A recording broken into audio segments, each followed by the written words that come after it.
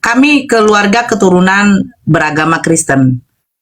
Dari mulai nenek moyang, Aritonang. Ya, saya Batak Toba, ibu saya juga Batak Toba. Boru Sinaga. Sama-sama kami tuh sama-sama Batak Toba. Terus kami asli dari Kristen. Mantan si gondrong dia. Iya, Bang Jibril. Nah, pertama kali yang masuk Islam itu saya. Waktu gadis. Umur 20 tahun. Kamu 25 tahun. Saya dulu aktif di gereja. Gereja saya dulu gereja karismatik. Kami melakukan penginjilan di daerah-daerah terpencil. Karena dulu daerah terpencil. Kalau nggak datang ibu saya, mungkin saya sudah mati nih. Waktu bapak saya pergi ke dapur mau ambil parang itu, saya dalam hati gini, ya Allah, saya sudah siap mati ini. Ya akhirnya saya dimasukkan ke kamar, dikunci, tidak bisa lagi kerja. Tahu, saya tidak bisa makan kalau tidak makan babi. Itulah cara bapak saya. Saya tidak bisa makan kalau tidak makan babi. Artinya apa? Kalau kau tidak makan babi ini, udah kau kelaparan.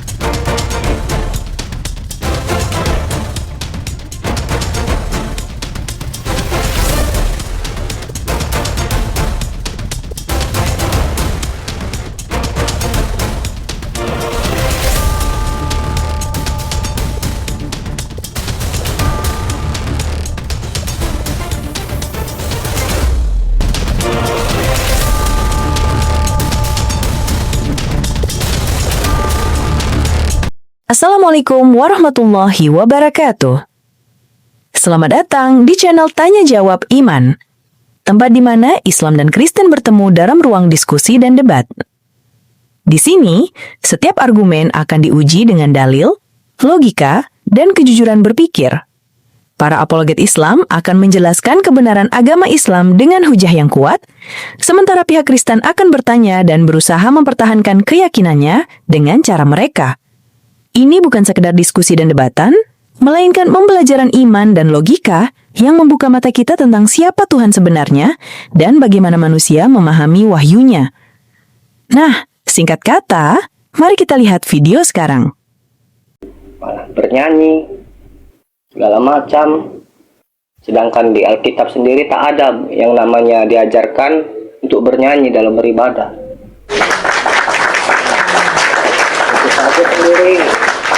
Yesus saja sendiri itu bersujud, bukan bernyanyi. Yesus saja sujud. Iya. Jadi secara logika kalau kita benar-benar mengikuti Yesus, harusnya pola ibadah kita juga bersujud gitu. Bukan bernyanyi. Saya tidak kenal lagi yang namanya gereja. Kira-kira agama apa yang sujud? Ya, yang secara garis besar yang jelas secara nyata agama yang bersujud ya cuma di Islam. Yesus bersujud. Yesus bersujud. Nah, ini secara apa logika dulu? Kalau Yesus bersujud, Islam bersujud. Berarti Yesus orang Muslim apa enggak itu?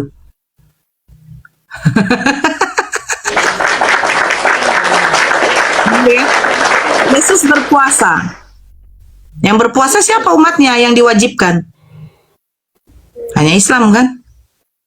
Ya, memang Islam selalu paling rutin berpuasa tiap tahun. Ada puasa sunnahnya Senin Kamis. Ada puasa Daud. Ya. Nah, sekarang Yesus berpuasa. Kristen ada puasa wajib nggak? Kalau dibilang puasa sih ada memang puasanya. Wajib. Nah, cuman kan puasa. Kalau dibilang wajib enggak juga sih. Enggak ada yang berkata wajib. Cuman ya, kalau emang dia berpuasa itu kan untuk dibilang, kalau pendeta bilang itu sebagai kita bentuk pengikut Yesus lah dibilang itu kan, karena Yesus ini ada juga dia berpuasa sebelum dia meninggal gitu loh dibilang. Jadi kita ikut puasa juga, nggak ada dibilang kewajiban gitu. Tak pernah Nah. dibilang ada kewajiban. Umat muslim berpuasa. Yesus bersunat. Yesus bersunat. Kristen bersunat. Ada yang bersunat, ada yang tidak. Tapi Kalau- dikatakan di dalam Efesus apa Galatia itu apa, Fandi? Yang apa? Menyunatkan dirimu, Kristus itu sia-sia bagimu. Ini tidak berguna bagimu. Itu di Kisah Para Rasul, lupa dalilnya itu. Di dalam Galatia apa Efesus? Lupa dalilnya. Yang penting di kitab di surat Paulus itu. Nah, Ada dalilnya, ada. yang menyunatkan dirimu, Kristus itu tidak berguna bagimu. Jadi kalau Kristen juga bersunat, ya Kristus itu tidak berguna bagimu. Lucu, bersunat? emang ya. Nah, Sedangkan ajaran bersunat saja dalam Alkitab sudah ada pada zaman Abraham. Iya. Hmm. Tapi kok tidak berguna gitu loh. Nah, yang melakukan itu siapa wajibnya? Umat Islam kan? Iya. Umat Cuman kok Islam. Alkitab kok tidak berguna gitu loh. Padahal jelas-jelas bersunat itu udah ada pada zaman Abraham. Abraham itu. Iya. Perjanjian kekal. Iya. Nah, sekarang Yesus mengatakan, aku bersyukur kepadamu Bapa Tuhan langit dan bumi. Hai Bani Israel, dengarkanlah Tuhan Allah kita, Tuhan itu Esa. Bapa yang mengutus aku, suaranya tidak bisa kau dengar, rupanya tidak bisa kau lihat. Terus Yesus lagi mengatakan, sembahlah kepada Tuhanku Tuhanmu, Allahku Allahmu. Terus Yesus juga mengatakan bahwa hidup yang kekal itu bahwa mereka mengenal Engkau satu-satunya Allah itu Tuhan yang benar dan Yesus Kristus adalah utusan. Menurut Yesus, siapa Tuhan? Menurut Yesus, siapa Tuhan itu? Ya, Tuhan itu ya Allah. Dan menurut Yesus, Yesus itu siapa? Ya, dia utusan. Dia kan sudah jelas dengan kata dia itu mengutus aku. Yesus punya Tuhan. Ya punya. Nabi Musa punya Tuhan. Punya. Nabi Muhammad punya Tuhan. Punya. Nah, sekarang menurut Yesus, Tuhannya Yesus, Tuhannya Musa, Tuhannya Nabi Muhammad kelihatan atau tidak? Menurut Yesus, Bapa yang mengutus aku, suara tidak bisa kulihat, rupanya tidak bisa kulihat, suara tidak bisa kudengar. Menurut Yesus, Tuhan itu bisa dilihat apa enggak? Tidak. Karena zaman Musa juga Tuhan tidak bisa dilihat. tidak bisa dilihat. Bahkan Musa sendiri aja sampai pingsan. Ah, Tidak bisa. nah, sekarang pertanyaannya, menurut Kristen, Tuhan bisa dilihat enggak? Ya, kalau ajaran-ajaran Kristen yang lainnya mengaku sendiri ya Yesus itu. Kalau Menurut Kristen, saya Tuhan bisa percaya. dilihat enggak? Gimana Kak? Menurut Kristen, Iya, Yesus itu Tuhan, kata orang-orang Kristen yang lain. bisa dilihat. Iya, makanya kan dibilang supaya bisa manusia itu melihat Tuhan itu ya, itulah Tuhan itu menjadikan dirinya menjadi manusia, katanya. Oke. Itu. Ini perkataan Tuhan yang Musa kepada Musa. Tuhan yang Musa mengatakan begini, tidak ada yang dapat hidup memandang wajahku. Kata Tuhan yang Musa kepada Musa, betul? Betul. Kalau di dalam Islam, Allah itu bukanlah makhluk. Tidak bisa disamakan dengan makhluk. Makanya Allah itu tidak mungkin menjadi makhluk. Nah, kalau di dalam Kristen, sekarang pertanyaannya, kalau Tuhan bisa dilihat, siapa yang mati? Tuhannya apa manusianya yang melihat Tuhan? Yang mati manusianya dong. Kalau itu menurut Musa. Kalau menurut Kristen, yang mati itu Tuhannya apa manusianya yang ketika manusia melihat Tuhan? Kalau di Kristen yang mati Tuhannya. Nah. Jadi, saya bertanya lagi. Kira-kira ajaran Nabi Musa, ajaran Yesus, ajarannya Nabi Muhammad kepada umat muslim, dengan ajaran-ajaran yang dibuat oleh bapak-bapak gereja kepada Kristen, ini yang masuk akal ini yang mana? Musa mengatakan Tuhannya tidak ada yang dapat hidup memandang wajahku. Yesus mengatakan Tuhannya tidak bisa kelihatan dan rupanya tidak bisa kelihatan, suaranya tidak bisa kau dengar. Maka diutuslah Yesus untuk menyampaikan wahyu. Musa juga menyampaikan wahyu kepada Bani Israel. Nabi Muhammad juga menyampaikan wahyu kepada manusia semua. Karena dia nabi penutup. Makanya syariat Nabi yang dibawa oleh Nabi Muhammad lah yang sekarang harus kita ikuti. Nah, terus sekarang pertanyaannya, Kristen ini ajarannya bagaimana? Tuhannya bisa dilihat tapi metong. Ini bagaimana ini? Nah, itu pun saya bingung, Kak, ya. Bingung kali memang. Ya, Tuhannya berusaha menjadi manusia, tapi ciptaan sendiri membantai, gitu. Karena ciptaannya itu lebih percaya ajaran Musa, gitu. Karena Tuhan itu tidak bisa dilihat, gitu. Nah, Tuhan tidak mungkin ditampar. Tidak mungkin ditusuk. Logikalah dulu, Lukas. Kristen mengatakan Yesus mati di kayu salib untuk apa? Menebus dosa, benar kan? Iya.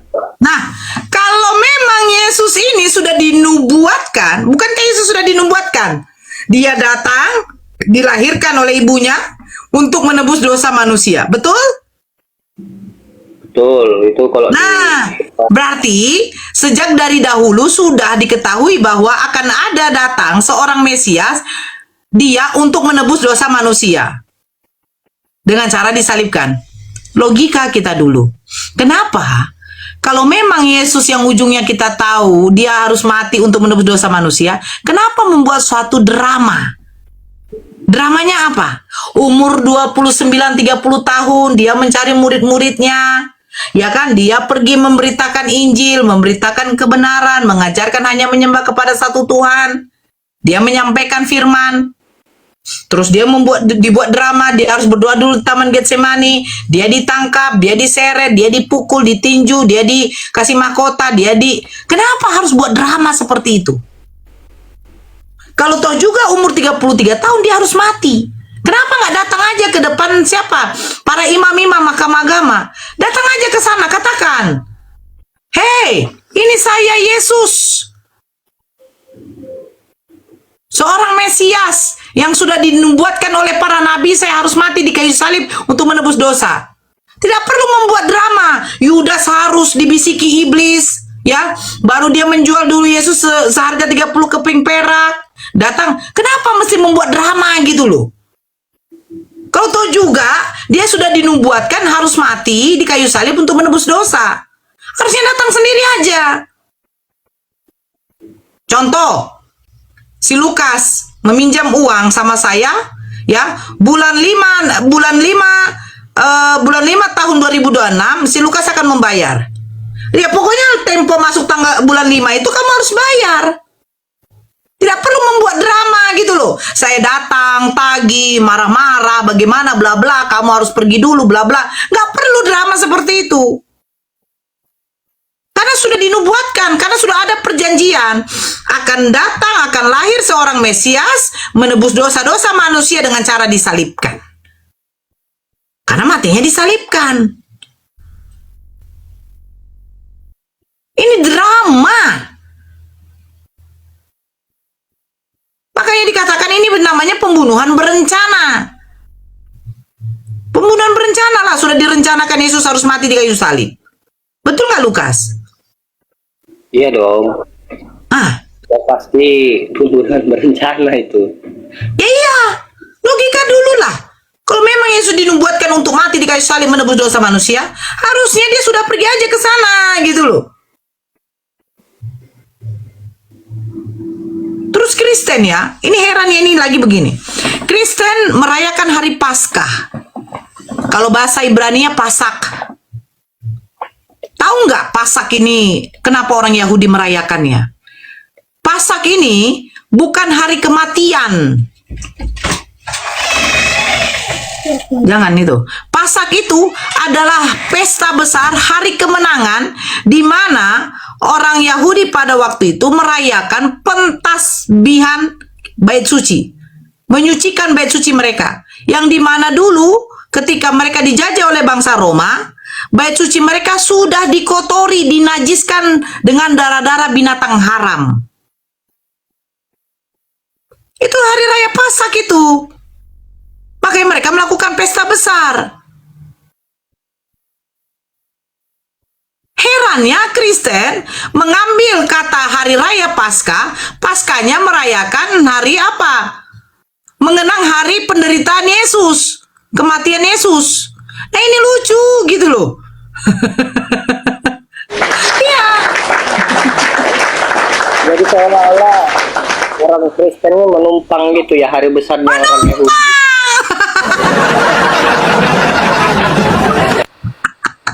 Menumpang. Hari raya Paskah itu sebenarnya Paskah itu. Mereka merayakan kemenangan. Mereka telah merebut bait suci mereka lagi. Itu harganya bait suci bagi orang Yahudi itu sangat berharga loh. Berharga sekali.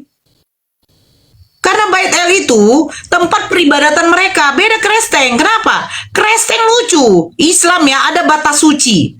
Di mana sendal tidak boleh dinaikkan di batas suci di dalam masjid.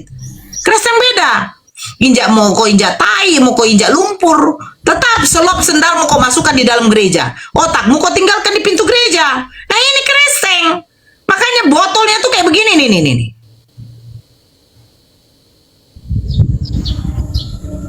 Kalau soal itu Kak, ada cerita dulu kan Kak, waktu saya kelas 1 SMK lah kan gereja. Cuman gerejanya itu udah dibersihkan, cuman kok bau gitu loh. Itulah, namanya tempat suci kan kok bisa bau gitu. Baunya itu ya bau-bau kotoran lah, entah siapa lah yang nginjak itu gak tahu. Iya, cobalah begini ya, Lukas. Kamu tahu kalau di Islam ketika melakukan sholat wajib, sholat sunnah pun, kalau tidak sempurna wudumu, itu tidak akan sempurna juga sholatmu. Artinya sempurnakan dulu wudu. Wudu itu apa? Agar kita bersuci sebelum melakukan ibadah. Pakaiannya harus tidak boleh ada najis. Contoh, saya punya anak bayi misalnya, saya dikencingi. Ketika saya mau sholat, saya harus wajib menggantikan pakaian saya. Pakaian harus dalam keadaan suci, bersih, tidak ada najis.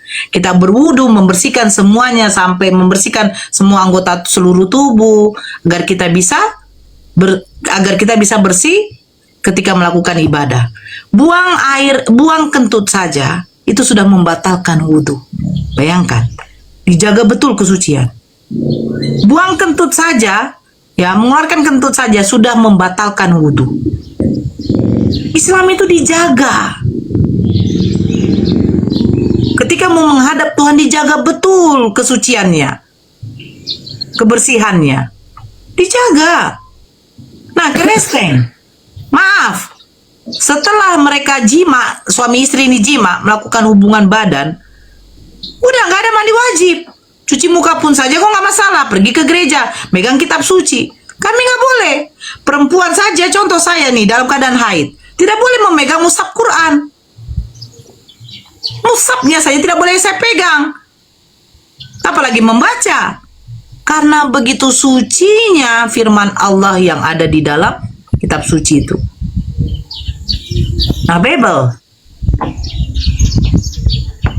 Bagaimana? Lukas, ada nggak aturan seperti itu? Kalau tidak ada, bagaimana kamu mengatakan Bible kalian itu kitab suci? Beribadah ke gereja saja, namanya gereja saja tak dikenal di Alkitab itu. Gimana tuh Aro? Gimana mau Gini, bahas tentang izin ya. apa Jadi gitu, gini Batak Lukas. Putih dibilang. Jadi gini Lukas. Lukas dari mana Lukas? Saya dari Bengkulu Bang. Bukan Kristen apa? Kristen apa? Protestan atau Katolik? Protestan. Protestan kan itu tiga pribadi satu hakikat ya, Lukas ya. Ya, betul Bang. Ya kalau Aaron Sebenarnya gini. tadi tiga hakikat. Sebenarnya gini Lukas, sebenarnya gini ya. Sebenarnya Pendeta Arom ini Lukas. firman-firman yang dibacakan dalam gereja itu tentang mengimani tiga pribadi satu hakikat itu udah fatal sebenarnya Lukas. Kalau boleh jujur ya. Udah fatal. Betul. Gini Lukas. Sebentar, izin Pak Arom. Kawan-kawan Muslim, izin dibantu di follow ya Pak Pendeta Arom 01 ini ya. Biar Saya mau dia bisa kasih open dulu. chat. Gini. Bantu di Saya follow mau dulu, kasih bantu di follow Lukas. dulu Pak Arom. Kita. Sabar Pak Pendeta, sabar. Di follow dulu Pak Pendeta Arom. Teman-teman juga sambil tap-tap layar biar komal kita kuat ya. Izin tap-tapnya dikencangin. Lanjut. Gini Lukas, saya sudah memurtadkan 12 orang. Wih. Dan itu ada rasa penyesalan saya dalam diri ya, Lukas ya.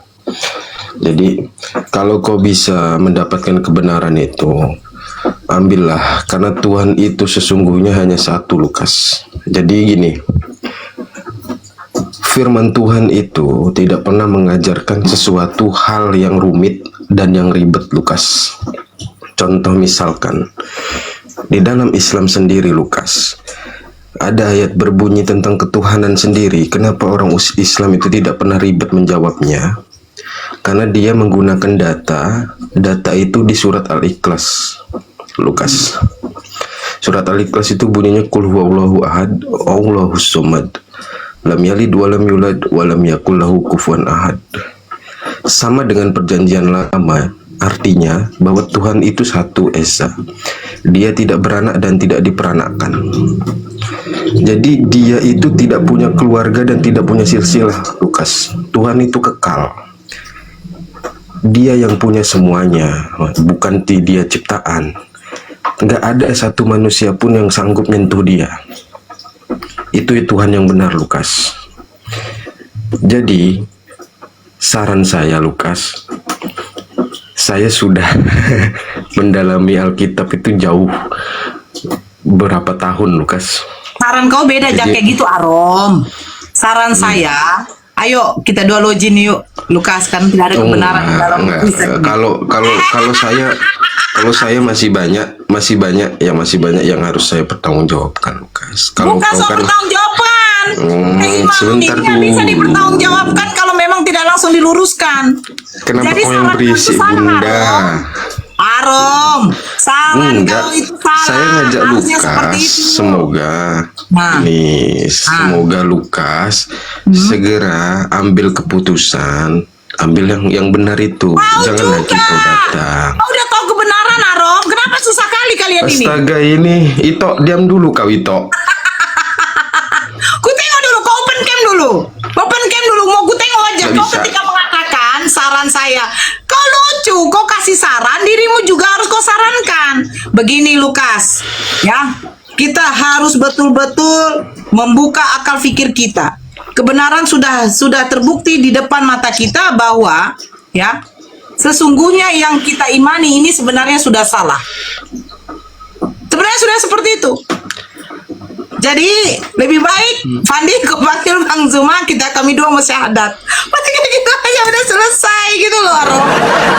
Ribut Enggak, banget. ini saya Kau ngomong, bisa ini saya seperti ngomongnya Matius, kapan Markus, ini? Lukas, Yohanes. Ini saya ngomongnya kapan ini, Bunda Nora? Bukan, kau seperti Matius, Markus, Lukas, Yohanes yang membuat suatu Ya drama. udahlah, Bunda Nora aja lah yang Kasih ngomong. dulu, itu kasih dulu kesempatan Pak Pendeta Arom.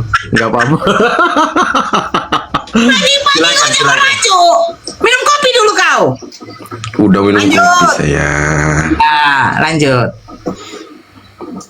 Ya Lukas ya.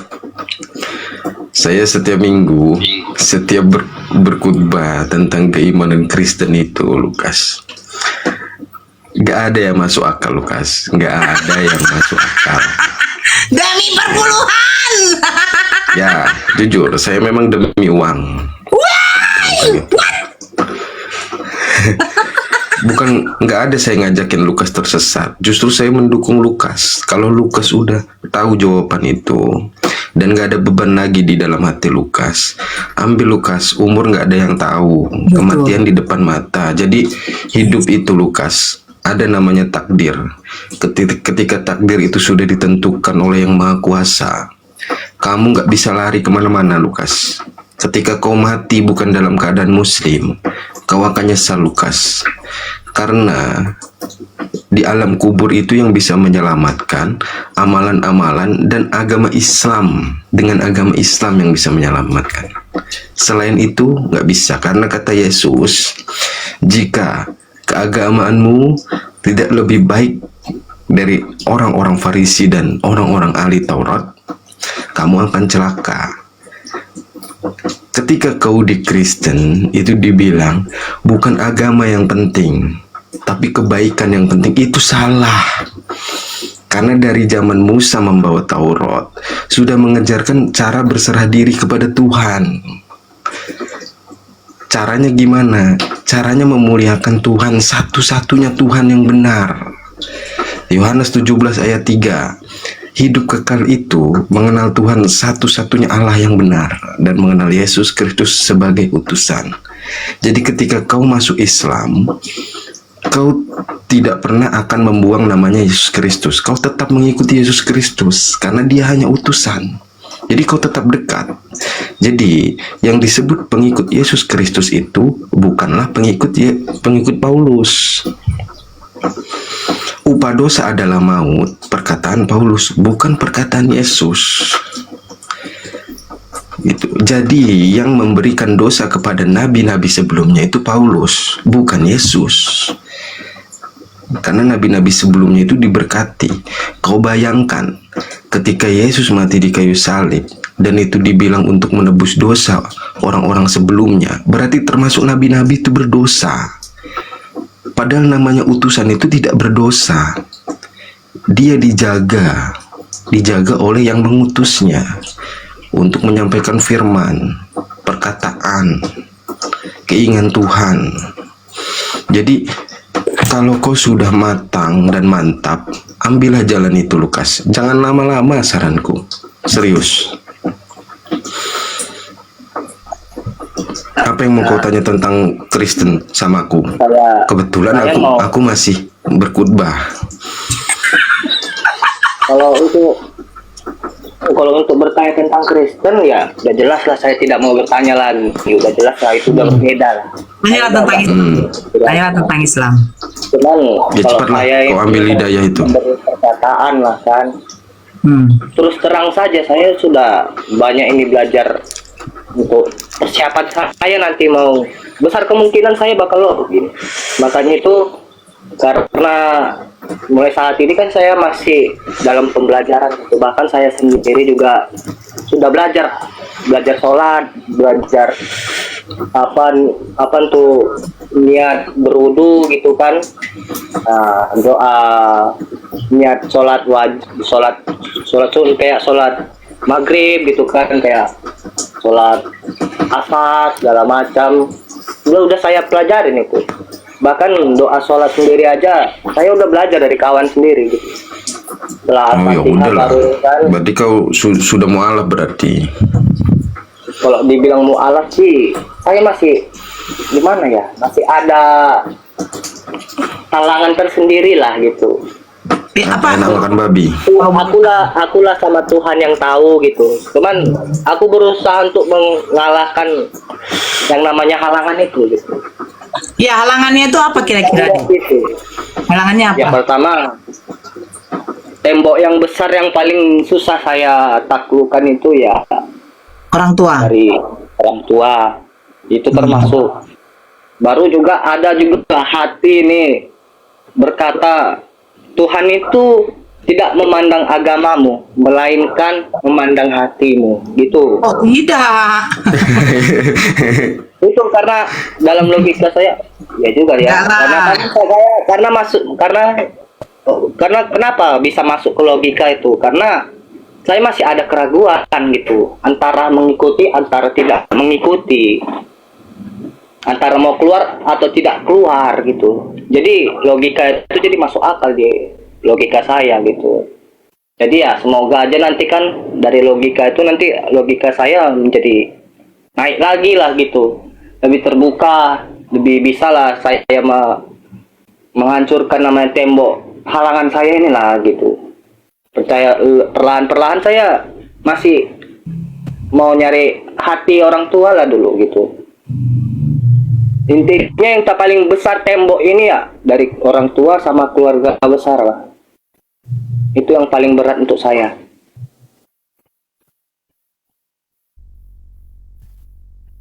Ya silakan Arom, beri pencerahan.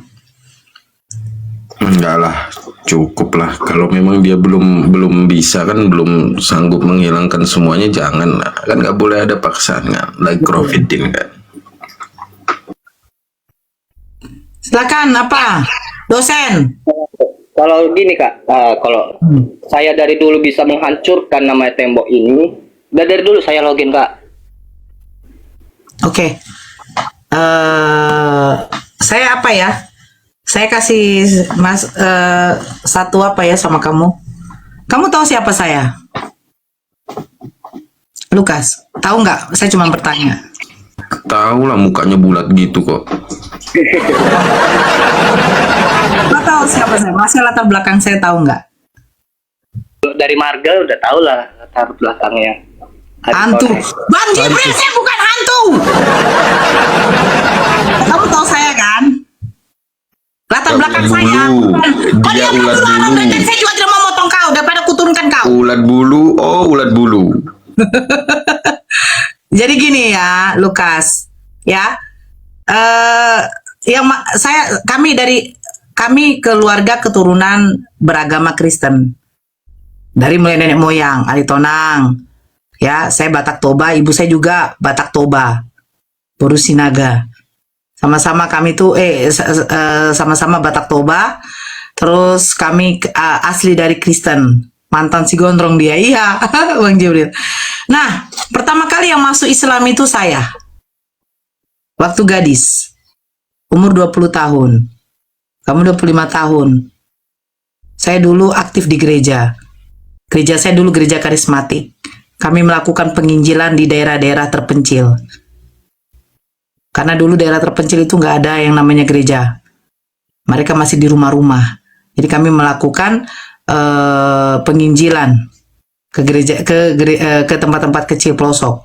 Kalau tahu itu di daerah Tanah Putih, itu sering itu di daerah Tanah Putih. Nah, saya masuk Islam. Ini bedanya saya mungkin dengan kamu, tapi saya tidak boleh menyamakan saya dengan kamu. Tapi bedanya begini, saya seorang perempuan, kamu laki-laki. Laki-laki ini harus mempunyai prinsip hidup.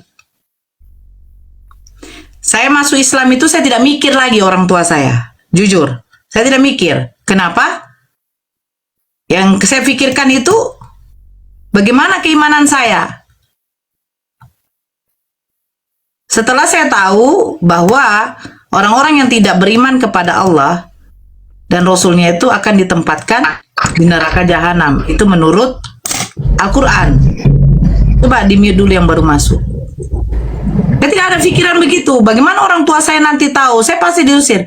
Saya tidak berpikir seperti itu. Intinya saya sudah tahu, oh ini yang saya iman ini sudah tidak benar. Karena apa? Karena ternyata Yesus yang saya tuhankan dibangkitkan oleh Bapa, yang dimana Bapa itu juga Tuhan. 3 pribadi satu hakikat. Kan ajaran kayak gitu Tritunggal. Tuhan Bapa, Tuhan Yesus, dan Roh Kudus. Mereka adalah 3 pribadi yang dimana mereka menjadi satu hakikat. Ternyata Yesus Tuhan dibangkitkan oleh Tuhan Bapa. Jadi Tuhan saya bagaimana ini? Walaupun 3 pribadi satu hakikat, kan begitu. Nah, jadi saya memutuskan untuk mencari masjid. Akhirnya saya syahadat. Berapa bulan kemudian, tidak begitu lama, ketahuan sama orang tua. Ya, kita bukan jadi, oh sayang, kenapa kau meninggalkan Yesus sayang anakku? Nggak ada. Nggak ada, Lukas. Nggak ada. Saya di situ waktu ketahuan masuk Islam, ya, saya sudah siap sebenarnya. Mental saya sudah siap ini. Pasti saya ini diusir. Ternyata tidak diusir memang. Belum, nggak diusir. Nggak diusir, dipukul, ya kan? Ya namanya bapak. sampai mau diambil parang. Kalau nggak datang ibu saya, mungkin saya sudah mati nih. Waktu bapak saya pergi ke dapur mau ambil parang itu, saya dalam hati gini, ya Allah, saya sudah siap mati ini. Ya akhirnya saya dimasukkan ke kamar, dikunci, tidak bisa lagi kerja. Tahu, saya tidak bisa makan kalau tidak makan babi. Itulah cara bapak saya. Saya tidak bisa makan kalau tidak makan babi. Artinya apa? Kalau kau tidak makan babi ini, ya udah kau kelaparan. Itu loh. Yang mualaf ini, yang hijrah ini tidak enak. Siapa bilang enak? Kalau katakan, kalau kami Nora nggak peduli kalau ada pun yang sudah mau meninggalkan Yesus, ya udah itu urusannya. Bullshit. Ini cemburu tidak? Itu Bang Kores. Itu Bang Kores dialog koi katanya. Lama. Kita biar dengar dulu. Iya, kau tidak akan bisa makan sampai mama saya tuh nangis. Karena apa? Yang dikasih di kamar saya itu cuma bebong. Ya tapi Allah tuh baik. Adik saya yang masih Kristen itu yang sudah menikah, dia akhirnya membelikan nasi bungkus. Walaupun sekali sehari. Berapa lama saya tuh hanya makan sekali sehari itu? Kurus. Nah itu beratnya. Ya Allah uji, kau kuat nggak Nor? Kalau nggak kuat, ya udah. Nggak, saya masuk Kristen lagi. Saya makan babi itu lagi, udah. Saya tinggalkan yang namanya ajaran sholat. Tapi tetap saya belajar. Saya beli buku tuntunan, tutup deh. Saya beli buku tuntunan sholat. Saya belajar. Poinnya di sini apa? Ketika memang hatimu, imanmu sudah kuat terhadap yang ini, kamu sudah mengucapkan kalimat La ilaha illallah. Seberat apapun ujian yang diberikan oleh Allah, pasti kamu mampu melewatinya. Allah mempunyai cara lain untuk membuat kamu tuh semakin bertahan kokoh keimanan kau.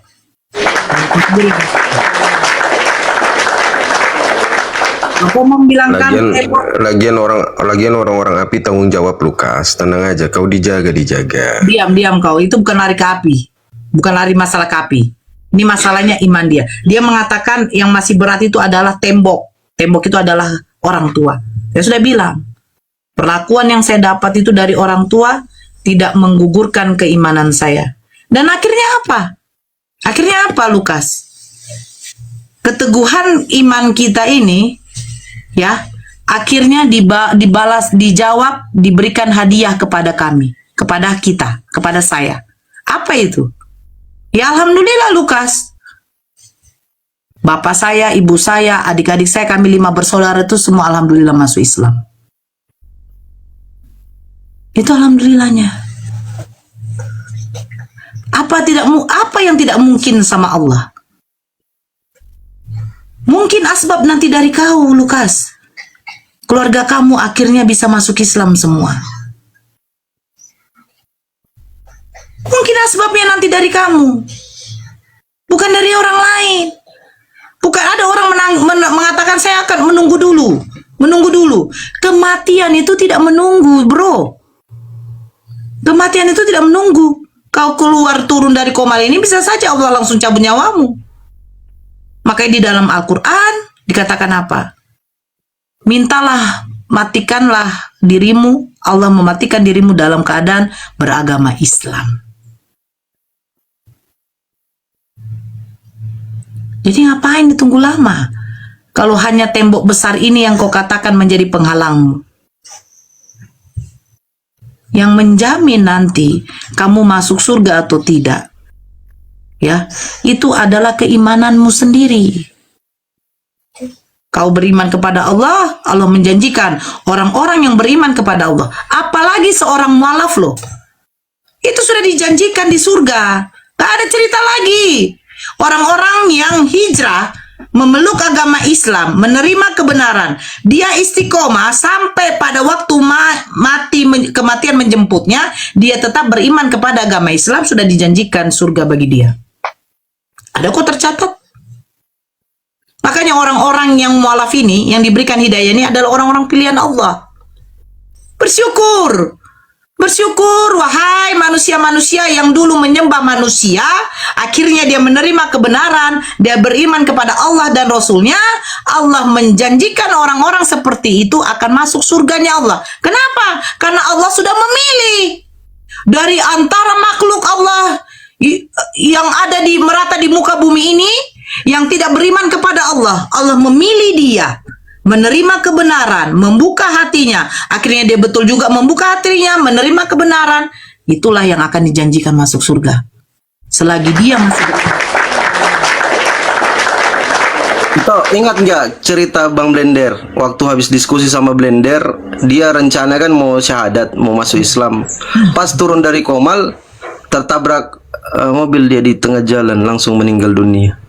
Aduh, kayak mana itu? Woi, salibkan Arom, salibkan Arom.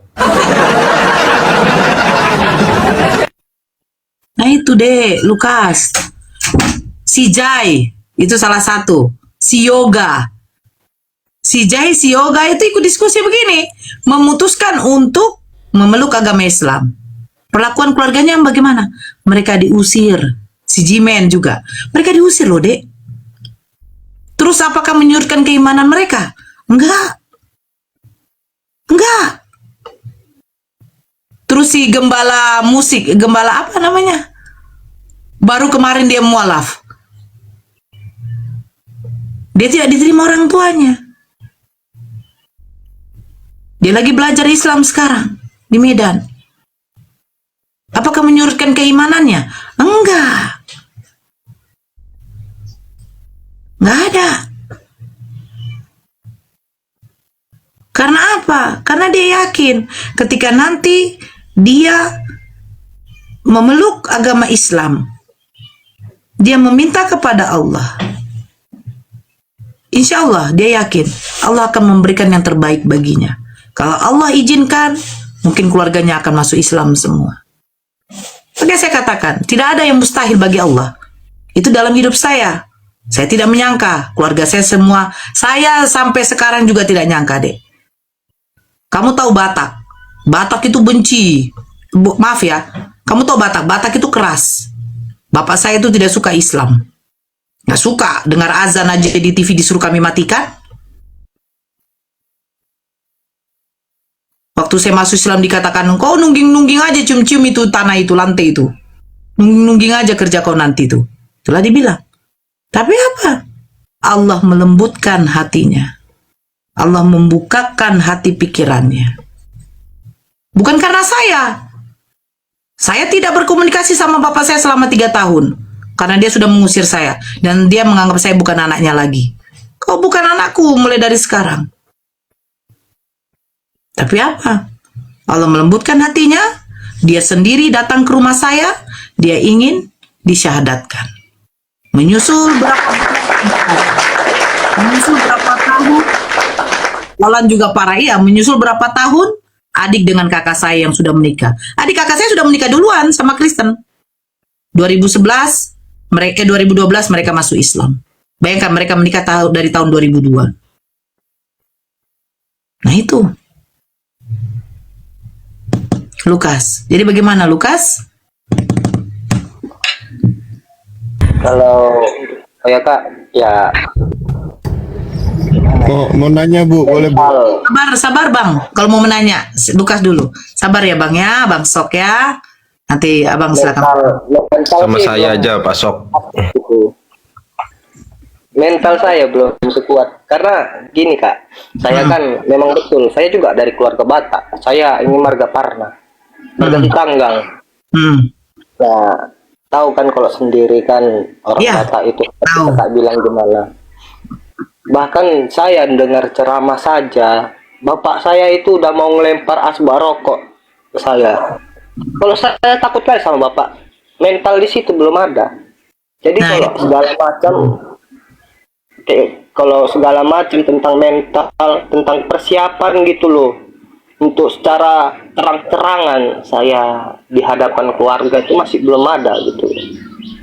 Tapi kadang kalau walaupun saya sendiri, saya masih mempelajari lah gitu, masih mendalami lah. Makanya itu kan saya mencari cara gimana, masih berpikir saya Kak, gimana sih caranya supaya saya ini diterima gitu loh.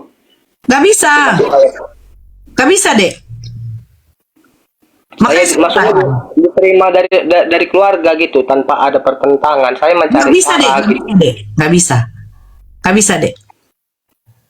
Ketika kamu sudah mengucapkan kalimat syahadat, asyhadu an la ilaha illallah wa asyhadu anna Muhammad Rasulullah, seketika itu juga kamu dihapus dosa-dosamu oleh Allah. Itu suatu ganjaran yang besar. Itu hadiah yang besar bagi seorang mualaf.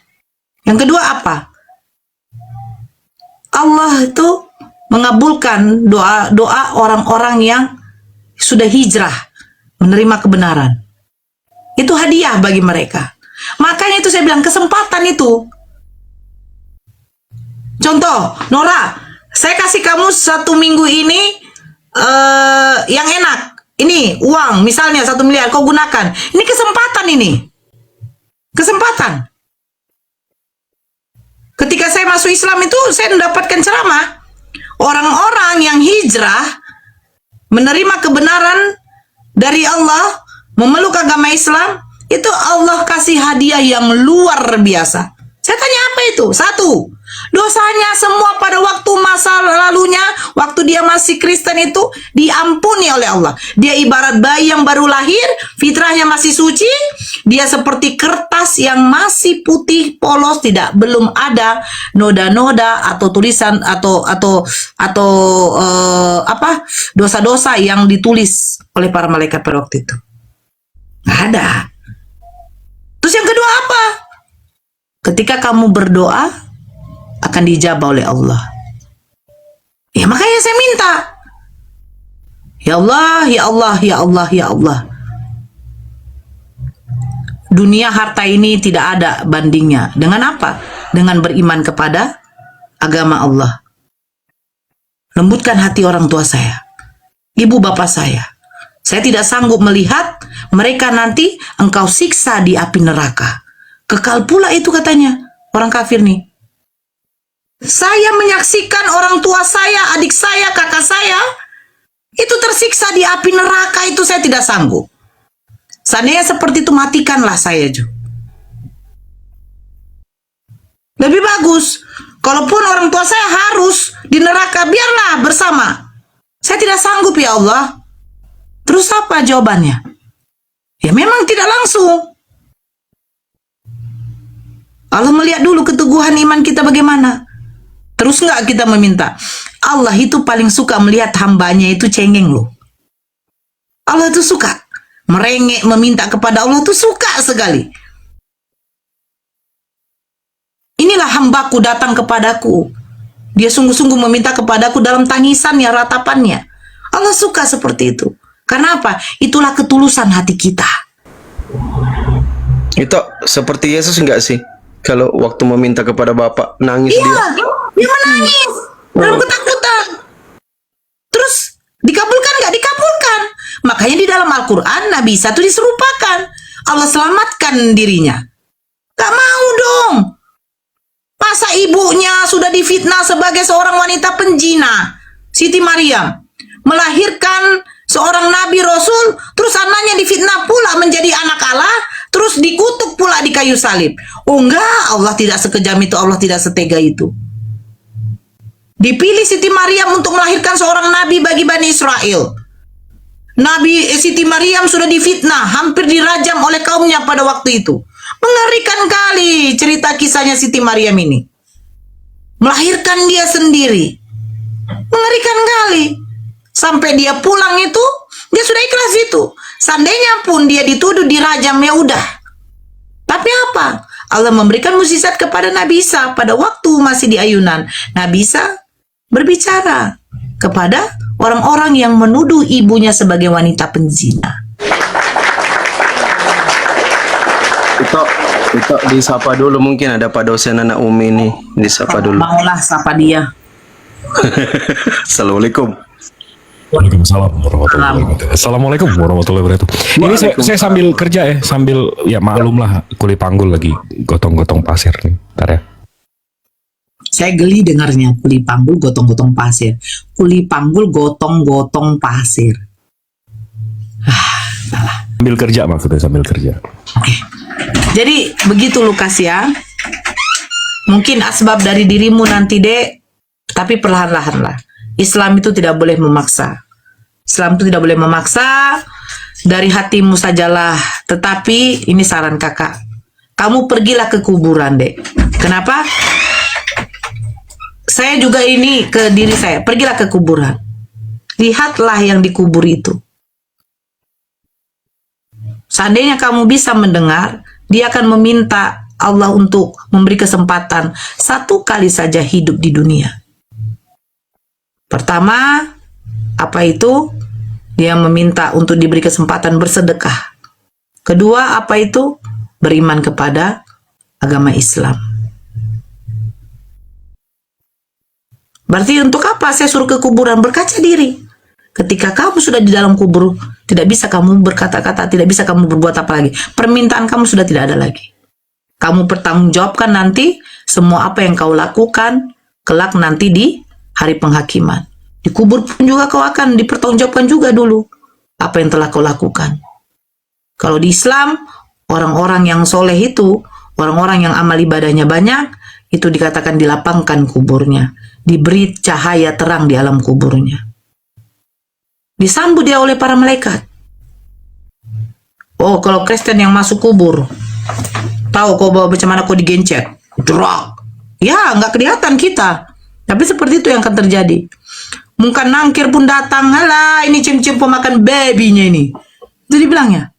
Dicium-cium pemakan babynya ini. Gak perlu lagi ditanya, man robbuka, nggak ada.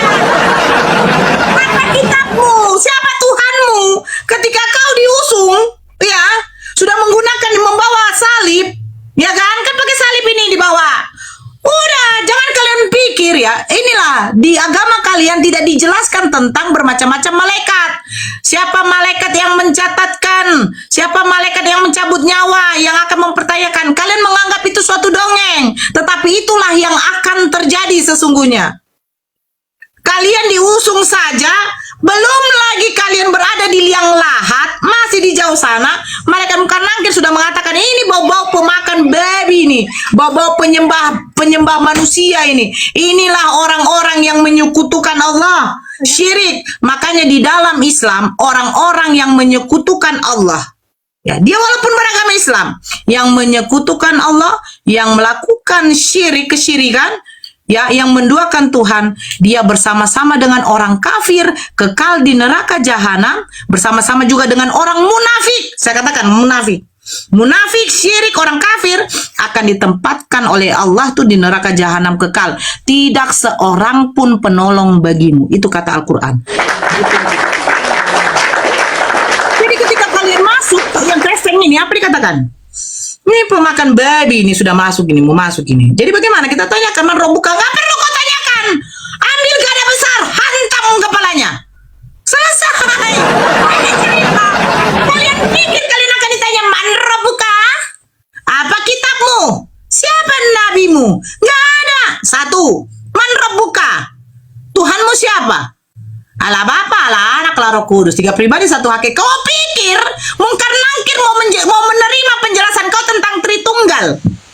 Kau pikir mungkar nangkir mau menjelaskan cerita kau tentang Bapa itu adalah Yesus itu adalah Bapa, Yesus Henesia, Nabi, seperti si siapa, si Mikana kemarin. Kau pikir mau mendengarkan itu? Tidak. Siapa nabimu? Paulus. Langsung diretakkan. Waduh, kena pula pelanggaran.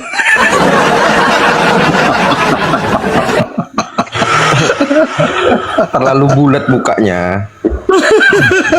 Enggak, atau Bang Lukas kayak Bang Arom aja dulu, beriman Islam tapi diam-diam dulu. Ya enggak, Bang Arom? Wah, sok tahu ini, Bang Jibril. Bang dosen. Ya, silakan Pak Pendeta Sok Ministri. Ya, silakan. Kenapa? Mana ibunya tadi saya mau tanya belum nanya ini. Iya, dia ganti akun dulu, Pak. Tanya aja ke Bang Itu- Jibril itu kan ada Pak Sok. kesikut nungkar nangkir barusan langsung hilang. Emang pertanyaannya apa, Pak Sok? Beda. Dia kan saya mau tanya bukan pertanyaan imannya dia, tapi kesaksiannya dia itu. Kamu alafannya.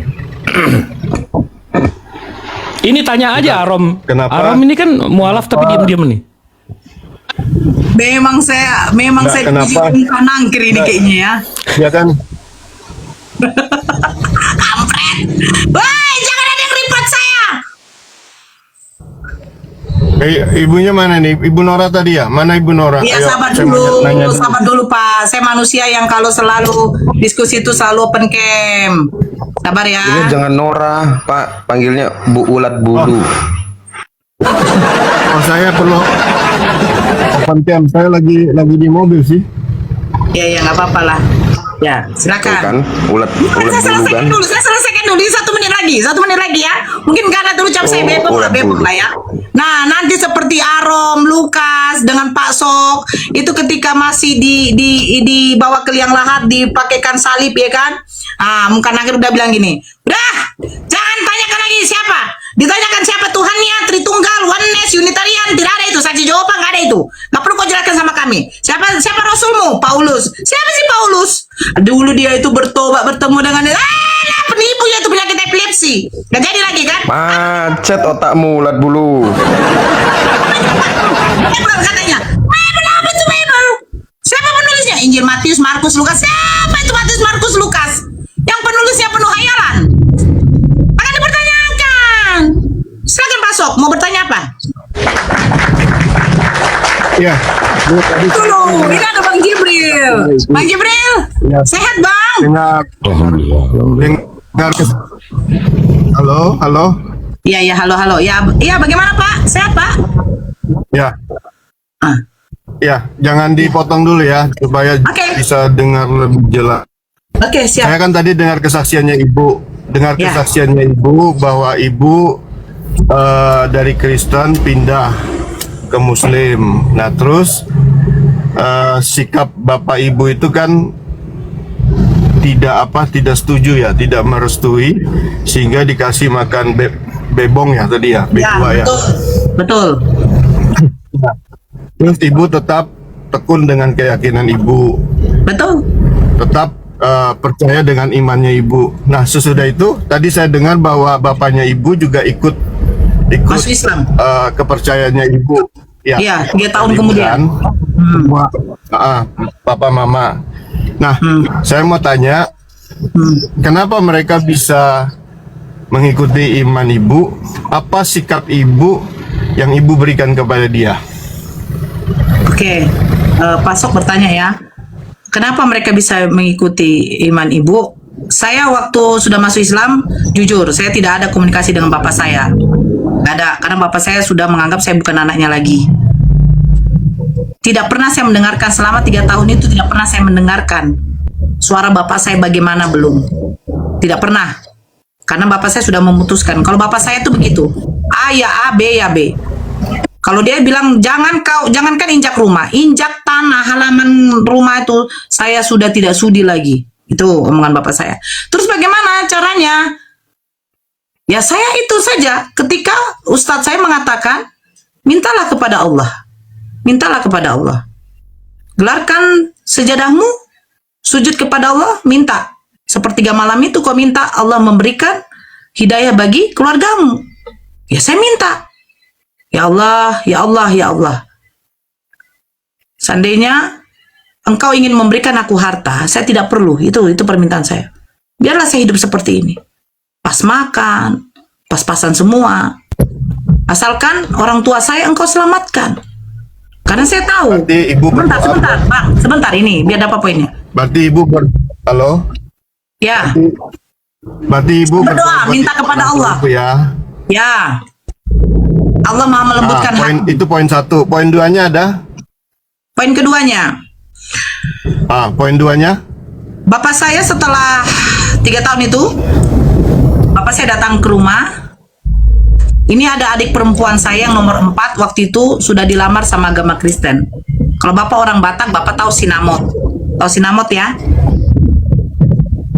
Bapak tahu Sinamo? Tahu. Saya Ada. banyak kenal orang Batak ya, oke? Ya, ada penyerahan yang namanya Sinamo. Bapak saya itu seorang kesehatan, dia punya klinik. Dia tuh katanya tidur di klinik. Ini cerita dari bapak saya dengan mama saya. Mama saya juga ngomong. Sebelum bapak saya memutuskan untuk masuk Islam, dia 1 minggu itu tidur di klinik. Klinik itu kebetulan dibangun di sebelah rumah kami. Dia berdoa di situ jam 12 malam.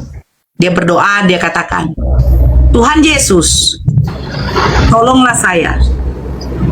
Janganlah anak saya yang lain ini seperti anak ya saya yang satu ini yang telah meninggalkan. Itu doa bapak saya. Nah, saya berdoa, dia tidur. Ini saya kasih tahu ya, di tempat saya tinggal itu tidak ada masjid besar. Hanya ada musola kecil karena di tempat saya itu banyakkan gereja. Lebih dari 3-4 gereja di situ. Ini lingkungan saya. Lingkungan saya semua orang Batak, di situ beragama Kristen semua. Kalau dikatakan 99%, karena cuma musola yang ada. Nah, itu hanya beberapa orang yang beragama Islam. Alhamdulillah, diskusi ini mengingatkan kita bahwa perbedaan bukan alasan untuk bermusuhan, tetapi kesempatan untuk saling memahami. Kita boleh berbeda dalam keyakinan, tetapi semua manusia sama dalam pencarian akan kebenaran dan kedamaian. Semoga diskusi ini membuka hati, meluruskan pandangan, dan menguatkan iman kita untuk terus belajar tanpa merasa paling benar sendiri. Jika ada hal yang menurutmu menarik, menantang, atau mungkin bertentangan dengan pandanganmu, sampaikanlah dengan cara yang baik dan beradab di kolom komentar. Karena sesungguhnya, adab dalam komentar adalah cerminan dari keimanan seseorang. Terima kasih telah menyimak sampai akhir. Semoga Allah memberi petunjuk kepada siapapun yang sungguh-sungguh mencari kebenaran. Sampai ketemu lagi dan tunggu video selanjutnya diskusi dan debat apologetik Islam dengan oknum Kristen lainnya. Assalamualaikum warahmatullahi wabarakatuh.